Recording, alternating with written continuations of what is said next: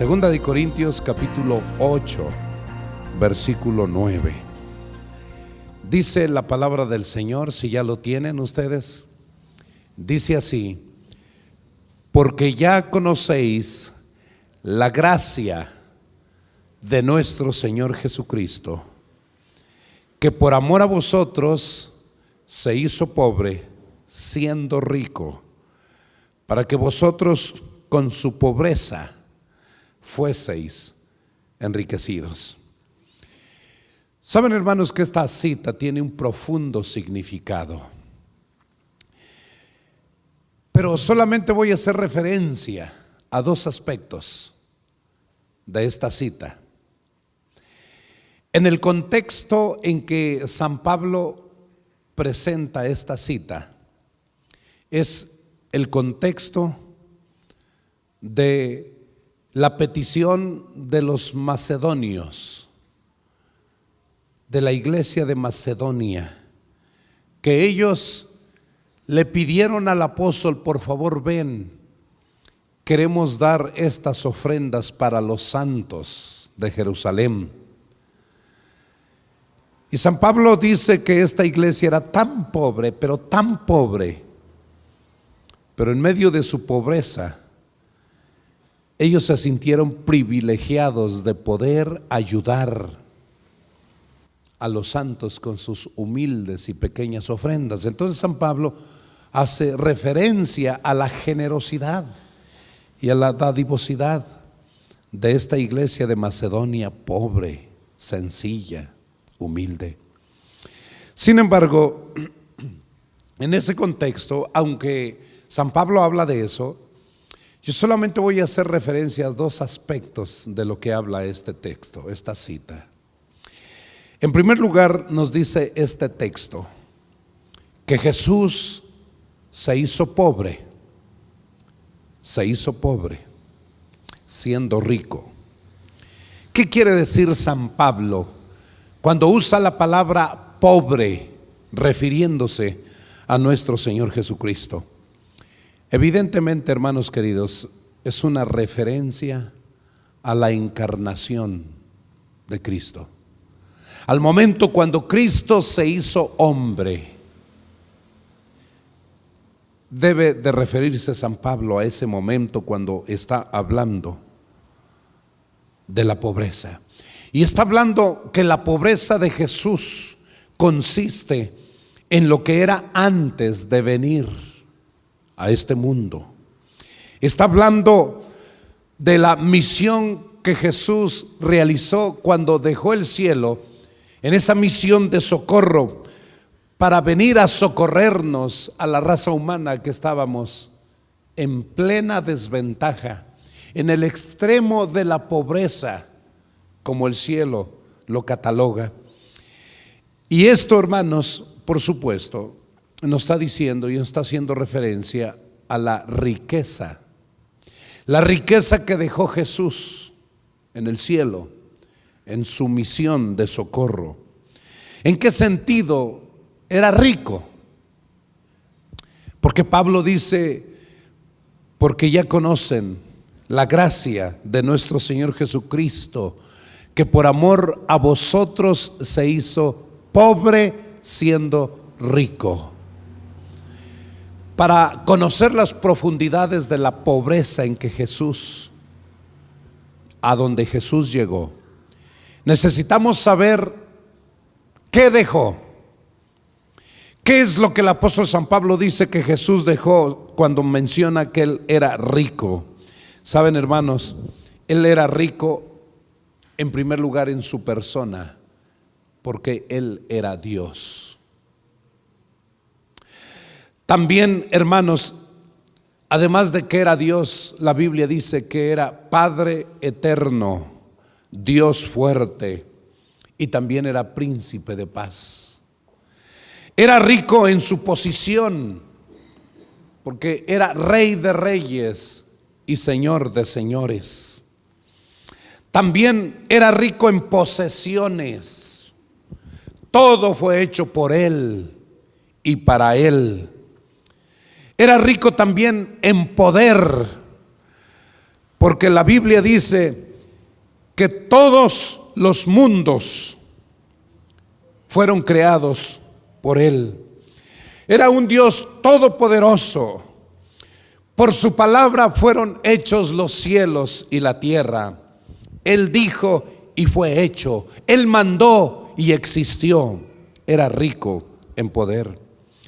También, hermanos queridos, nuestro Señor era rico porque Él recibía la gloria, la alabanza, la adoración de millares y millares de ángeles, de querubines, de serafines, de arcángeles. Todos se doblegaban, se inclinaban hacia la gloria de nuestro Señor Jesucristo.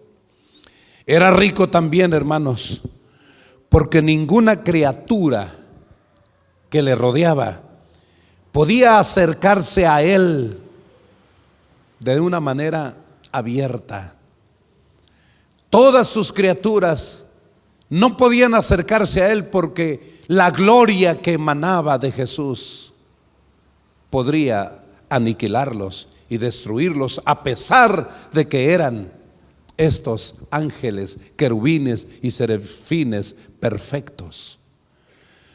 Era rico porque tenía Él o tuvo que crear un ser específicamente para que le sirviera de filtro, para que pudiera filtrar la gloria de Dios y opacar por un momento la gloria de Dios mientras sus criaturas se acercaban a Él. Los querubines, los serafines, los ángeles, los arcángeles, nadie podía estar ante su presencia y permanecer vivo. Podían hacerlo mediante este ángel cubridor que fue creado con ese propósito. Todo eso es lo que podemos nosotros mencionar sin antes dejar de decir que Jesús era rico porque todo fue creado por Él y para Él. Lo que este mundo consideraba como algo bello y hermoso, el Señor lo hizo y todo eso le rodeaba, la plata, el oro, las piedras preciosas. Él lo había creado para sí.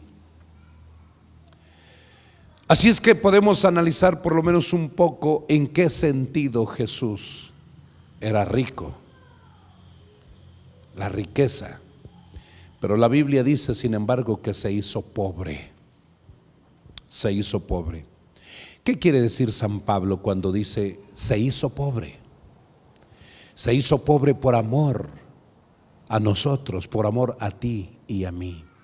¿Saben, hermanos, que hay en el Nuevo Testamento dos palabras para describir a una persona pobre? La primera palabra que encontramos en el Nuevo Testamento para describir a una persona pobre es aquella que se refiere a una persona que tiene que trabajar, de una clase social poco privilegiada, que tiene poco, que tiene que trabajar para comer, para vivir y para superarse. Ese tipo de persona en el Nuevo Testamento le llama a una persona pobre. Pero hay otra persona para describir a otra persona, es decir, otra palabra para describir a otra persona que es pobre. Y esa palabra tiene que ver con una pobreza extremadamente, que describe a un pordiosero que anda mendigando para su alimento. Es el colmo de la pobreza. Y el apóstol Pablo, hermanos, usa esta segunda palabra que utiliza para describir acerca de la pobreza de nuestro Señor Jesucristo. Jesús, cuando estuvo aquí en la tierra, Él anduvo básicamente mendigando porque Él no tuvo nada en este mundo. El énfasis que hace este pasaje se percibe que la pobreza de Jesús se estriba precisamente en el momento de la encarnación. Siendo Dios, siendo Rey, siendo el dueño de todo lo que había creado en este mundo, vino a hacerse uno con nosotros, a tomar nuestra naturaleza pecaminosa y baja a fin de poder salvarnos. Se ha escrito mucho acerca de la encarnación de Cristo, pero difícilmente podremos entender el misterio de la encarnación. Pablo ni siquiera se atreve a tocarlo, cuando él dice: e indiscutiblemente grande es el misterio de la piedad. Dios fue manifestado en carne. Es un misterio, dice Pablo. Él mismo no puede ni siquiera describir la encarnación de Jesús. Eso es un misterio. Y saben, hermanos, en el Deseado de todas las gentes presenta un pasaje que nos hace pensar acerca de la pobreza de nuestro Señor Jesucristo, en qué estriba, que aunque no lo define, pero por lo menos nos ayuda a comprender lo que Jesús hizo cuando vino en esta misión de socorro para la raza humana. Dice en el Deseado de todas las gentes que habría sido una humillación casi infinita para el Hijo de Dios revestirse de la naturaleza humana.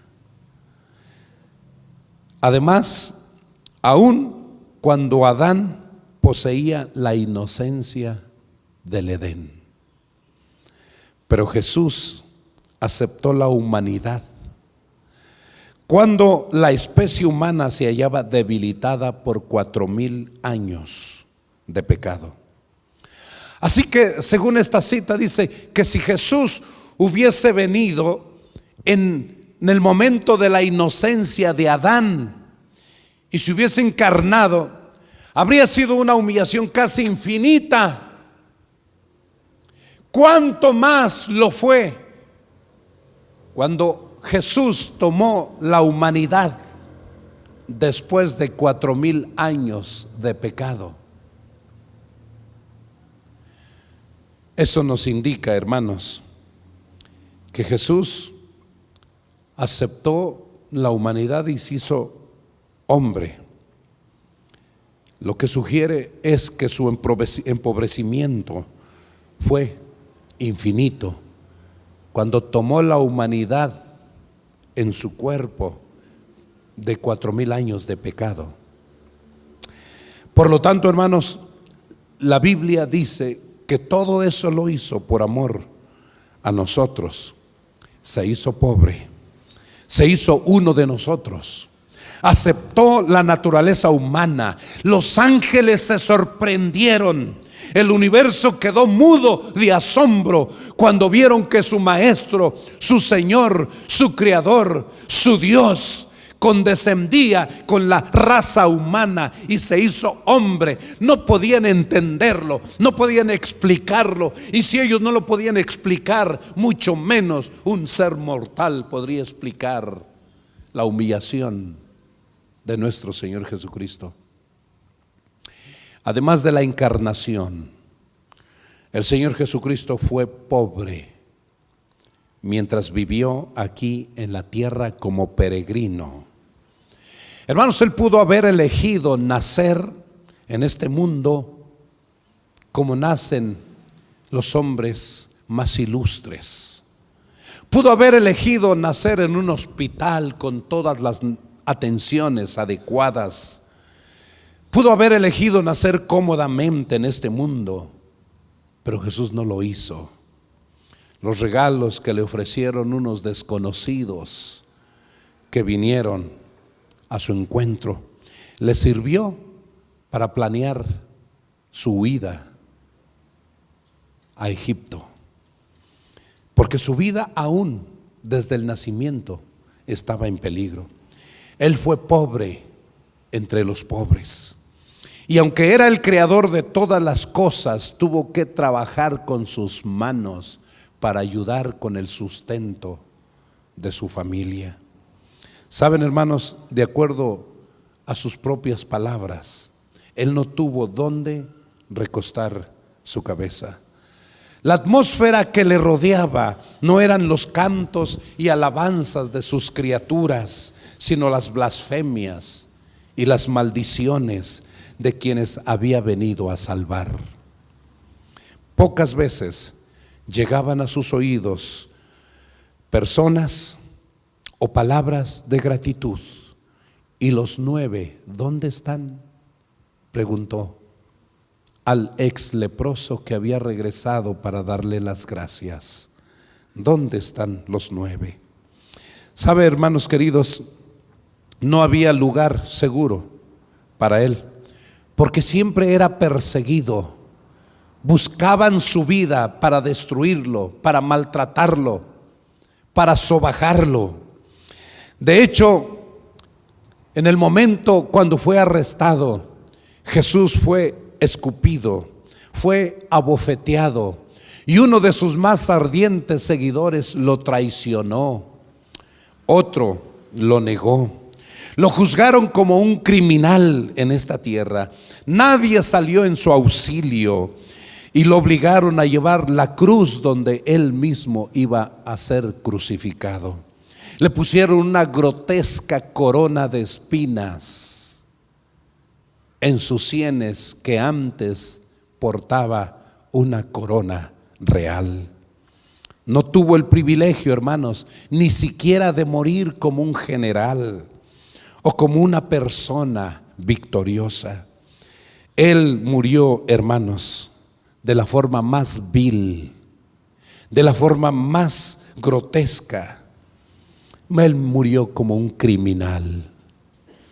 Y después que murió, gracias a la misericordia de alguien, le prestaron una tumba para descansar por unas horas, porque ni aún en su muerte tuvo donde recostar su cabeza. Pero además de la encarnación y de la trayectoria de Jesús, de su vida, saben, hermanos, realmente donde Jesús alcanzó las profundidades abismales de la pobreza fue en la cruz del Calvario. Aquel viernes de tarde, cuando fue crucificado, lo hicieron de la forma más vergonzosa. Lo único que él llevaba y que era de su propiedad, ese era ese vestido blanco que había portado por 33 años. Pero aún eso lo iba a perder. Podía escuchar mientras estaba crucificado cómo es que los soldados se disputaban sus vestiduras. Saben, hermanos queridos, que los artistas nos han hecho un gran favor al pintar a Jesús cubierto con un manto que le cubre su cuerpo. Pero Jesús, al morir, fue despojado de ese manto, fue crucificado desnudo, como lo hacían con todos los criminales, porque aún ese manto le fue quitado. Saben, hermanos, por eso es que decimos que Jesús murió de la forma más ignominiosa y vergonzosa, como los peores criminales de la sociedad, sin ese manto que lo había acompañado por 33 años. Pero lo que hizo realmente pobre a Jesús en la cruz fue en ese momento cuando se encontró separado de su Padre Celestial, rechazado por el cielo. Cuando nació en Belén, aunque fue una humillación casi infinita, hermanos queridos, por lo menos vino una embajada de ángeles para darle la bienvenida, diciendo: gloria a Dios en las alturas y en la tierra paz y buena voluntad para con los hombres. Sin embargo, hermanos queridos, había comunicación con el cielo. Mientras estuvo en esta tierra, se comunicaba con su Padre. Ángeles venían y le asistían y le servían en determinados momentos. Había unos amigos, inclusive, hermanos, que aquí en la tierra, aunque no tenía dónde recostar su cabeza, pero tenía unos amigos que habían separado un lugarcito para que cuando viniera Jesús pudiera descansar los amigos en Betania. Y sin embargo, cuando estuvo en la cruz, aún de eso fue privado. Fue privado y separado de Dios, de su Padre. ¿Saben, hermanos queridos? Allí estaba Jesús, suspendido entre el cielo y la tierra, rechazado por Dios, rechazado por los hombres. En determinado momento sintió la separación de su Padre, que volteó la espalda, desvió su mirada de la persona de su Hijo, de su sacrificio, de su humillación. Jesús lo sintió, que tuvo que clamar: Dios mío, ¿por qué me has desamparado? Hermanos queridos, ahí es donde Jesús llegó al extremo de la pobreza, porque Jesús descendió hasta el mismo infierno. Entiéndase por infierno como la separación completa de Dios. ¿Y por qué llegó Jesús hasta el mismo infierno? ¿Saben por qué? Porque ahí estabas tú, ahí estaba yo, en el infierno, separados de Dios. Eso es lo que significa infierno. Infierno significa separación de Dios. Y Jesús llegó hasta esas profundidades abismales, porque Jesús, hermanos queridos, fue separado de Dios. Él lo sintió, Él lo vivió. Por eso le pidió al Señor, a su Padre: Señor, ¿por qué me has desamparado? El pecado es tan grotesco, es tan ofensivo para ti, que yo, que en este momento estoy recibiendo el pecado de todos los seres humanos, Señor, me temo que el pecado también me separe de ti para siempre. Por favor, no me separes, no me desampares. Saben, hermanos queridos, la separación de Dios es la mayor expresión de pobreza y de rechazo. ¿Y por qué descendió Jesús a esas profundidades? Porque sencillamente ahí estábamos nosotros. Por eso, hermanos queridos, Pablo dice: porque ya conocéis la gracia de nuestro Señor Jesucristo, que por amor a vosotros se hizo pobre, siendo rico, para que nosotros con su pobreza fueseis enriquecidos. Saben, hermanos, nadie ha sido tan rico como Jesús, y nadie ha sido tan pobre como Él. El cielo no escatimó ni a su propio Hijo, al Hijo de Dios, para la salvación de la raza humana. Pablo presentó la extrema humillación de Jesús para impresionar a los corintios y para impresionar a todos sus lectores. Y más tarde nos dice: haya pues en vosotros este sentir que hubo en Cristo Jesús. En otras palabras, lo que Pablo nos está diciendo es: tengan ustedes la misma actitud que tuvo Jesús, que siendo igual a Dios, no estimó el ser igual a Dios como cosa a que aferrarse, sino que se despojó de la gloria, se despojó de la adoración, se despojó de su riqueza, se despojó de todo eso, para que nosotros sencillamente, según Pablo dice, fuésemos enriquecidos. En otras palabras, hermanos, es como si Pablo también lo dice en 2 Corintios 5:21, refiriéndose a esto. San Pablo dice: al que no conoció pecado, por nosotros lo hizo pecado, para que nosotros fuésemos hechos justicia de Dios en él. Lo que está diciendo San Pablo, que Dios hizo pecado a Jesús, a su Hijo. Él que no conoció pecado, Él que fue limpio, que fue perfecto, que fue santo, se paseaba en medio de la santidad. San Pablo dice que Jesús, siendo un ser santo, Él fue tratado como un pecador. Y fue tratado como un pecador porque sencillamente fue tratado como nosotros debíamos de ser tratados. Y eso fue así como fue tratado Jesús, para que nosotros fuésemos hechos justos delante de Dios. Es como si Jesús, hermanos, se acercara a cada uno de nosotros, mirándonos fijamente a nuestros ojos y diciéndonos: hijo mío, yo vengo para hacer un intercambio contigo. Dame todos tus pecados a cambio de toda mi justicia. Es un intercambio desleal, no es justo. ¿Cómo que le voy a dar todos mis pecados a Jesús a cambio de su vida justa? No es justo, no es leal. Sin embargo, a pesar de que es injusto, aunque es desleal, el Señor Jesucristo dice: te ofrezco este intercambio.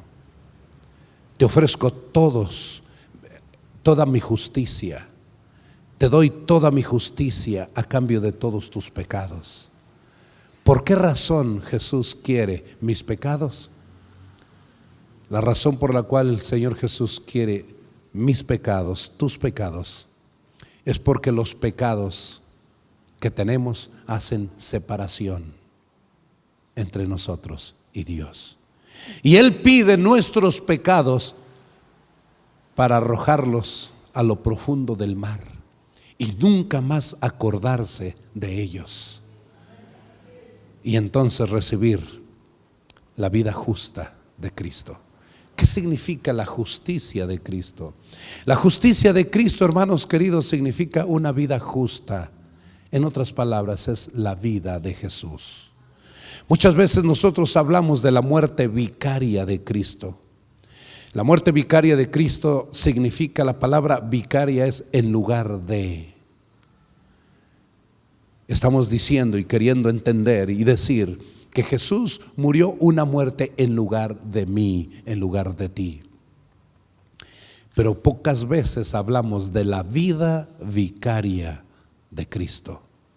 Y la vida vicaria de Cristo, hermanos, significa sencillamente eso: Él vivió en lugar de ti. Es cierto, hubo una muerte vicaria. Esa muerte vicaria fue en lugar de nosotros. Jesús murió lo que tú y yo merecíamos morir. Jesús pagó lo que tú y yo merecíamos pagar. Pero también, hermanos, Jesús vivió una vida vicaria. Jesús vivió en lugar de ti, en lugar de mí. Así es que cuando aceptamos a Jesús en nuestro corazón y lo confesamos como nuestro Señor, estamos diciendo y aceptando la vida perfecta de Cristo en mi vida, en tu vida. Y eso es cosa interesante. Eso es lo que el Padre ve, la vida de su Hijo en tu vida. Los hombres ven tu vida. Los hombres ven, los seres humanos ven lo que está delante de tus ojos, sus ojos. Pero Dios mira la persona de Jesús en tu vida. Y cuando tú todas las mañanas le dices: Señor, toma mi vida, someto mi voluntad a la tuya, vive mi vida. Eso es lo que Dios ve en ti, la vida perfecta de Jesús en tu vida. anda por este día. Realiza tus actividades normales, pero ten presente que la vida de Cristo vive en tu vida. No tienes que vivir una vida derrotada, atormentada por Satanás. Has sido liberado. Jesús está contigo. Jesús vive en ti y va viviendo la vida en tu vida. Solo asegúrate que Jesús esté en tu vida y viva tu vida. Que Dios te bendiga y que Dios te acompañe en este día. Amante Padre Celestial, estamos todavía esta mañana, después de escuchar tu bendita palabra, elevamos nuestra plegaria a ti, Señor, en busca de socorro, en busca de ayuda, porque al vivir en este mundo estamos rodeados de las huestes malignas que continuamente buscan el separarnos de Dios, separarnos de ti. Y sin embargo estamos en esta mañana, Señor, con el propósito de recibir la fuerza y el poder de lo alto. Nos sentimos sorprendidos cuando comenzamos a hablar del amor de Dios manifestado al enviar a Jesús, nuestro Salvador, a este mundo en esta misión de socorro. No podemos comprender plenamente, porque sigue siendo un misterio para nosotros, lo que significó que Jesús viniera a esta tierra. Sin embargo, nos conformamos, Señor, con lo que hemos escuchado hoy, porque sabemos que todo este asunto, todo este misterio que para nosotros es hoy, será el centro de estudio y de la atención de todos los redimidos en el reino de los cielos. Y aún así, Señor, nunca comprenderemos plenamente estas profundidades abismales a las que Jesús llegó. No lo podremos comprender nunca, porque seguiremos siendo personas finitas. Es imposible comprender lo infinito. Pero nos conformamos, Señor, con lo poquito que podemos conocer, comprender. Y eso es suficiente, Padre, para darte las gracias por el amor manifestado y por la gracia de Dios manifestada en la encarnación de Jesús. Por eso San Pablo nos dice: porque ya conocéis la gracia de nuestro Señor Jesucristo. Gracias, Señor, por esa gracia, por ese regalo, por ese don inmerecido. En esta mañana queremos elevar nuestra plegaria a ti para pedirte que vengas, Señor, a vivir en nuestra vida. Nos doblegamos ante ti, Señor. Usamos la voluntad que nos has dado para ejercerla, para decirte: Señor, ven y toma nuestra voluntad. Vive nuestra vida.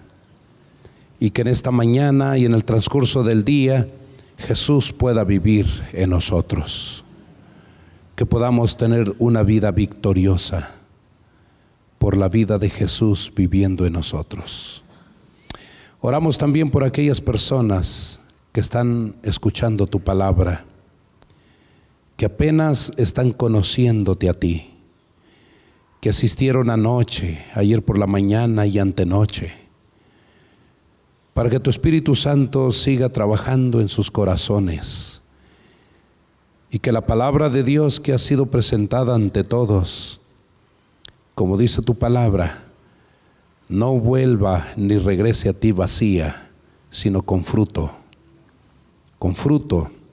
de esas almas que entreguen su vida a ti.